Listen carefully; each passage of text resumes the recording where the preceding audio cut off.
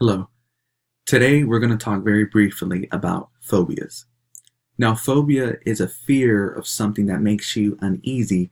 It brings anxiety or stress just at the very mere sight of something. There are social phobias, there are animal phobias, and there are even a phobia that can bring just the very thought of a person. Now, we all know somebody that has to deal with the phobia.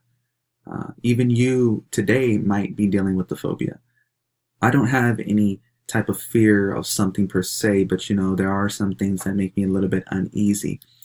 Just to share as an example, if I go to the ocean and I step in the water and my feet are touching the ground, it makes me a little bit assured that I'm okay. But as soon as the water begins to take me and I don't feel my feet on the ground, it makes me very uneasy. It brings a little bit of anxiety to me. But I would not classify that as a phobia. But today we're not just going to talk about a phobia, but we're going to talk about some of the top phobias that there are and that people have to deal with on a daily basis. So number one is arachnophobia. And arachnophobia is the fear of spiders. Now there are people who have to deal with this fear and anxiety just at the mere sight of a spider. Sometimes they know that it's a place that harbors spiders, or if they look up and they see there's a spider web, it might bring that fear or anxiety to a person. There are people that scream. There are people that are crying. People that have emotional outbursts because of this fear, which makes it the number one fear or phobia that people have. Number two is ophidiophobia. Now, ophidiophobia is the fear of snakes. And about 1/3 of Americans or people have to deal with this phobia, which makes it the most common phobia that there is, more than any social phobia that there is, or any other animal phobia that there is this fear of snakes. The third phobia that we have is acrophobia. Acrophobia is the fear of heights.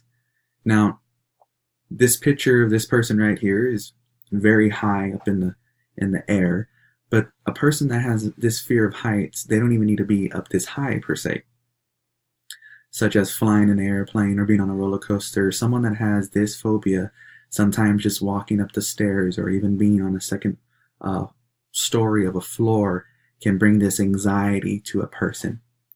Now, there are scientists that say that all of us have a natural fear of heights, and that is called the fear of falling.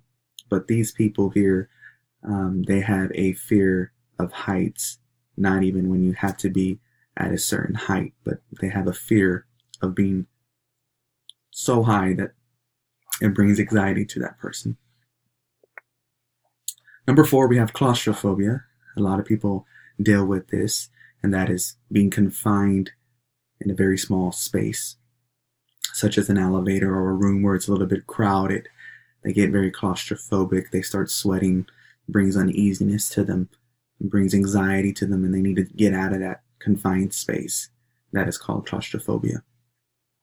And last, I believe it's something new, which is called cynophobia. Cynophobia is a fear of dogs.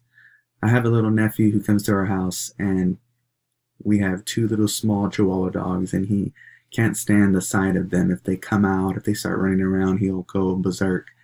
And so we don't know yet if he has a phobia of dogs, but he is very fearful of dogs, and that is called cynophobia, this disorder of fearful of dogs. And so someone that has this is very, very debilitating, because 62 million people in America alone have dogs as pets.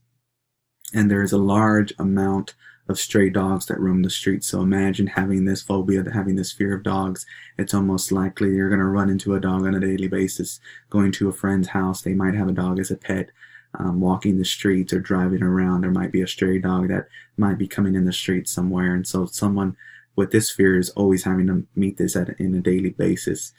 So today we went over just about 5 phobias that people deal with on a daily basis, and you might know someone that has to deal with that, or you yourself might deal with these phobias that people have to deal with. And so That's all I have to talk about phobias for today. Thank you for listening.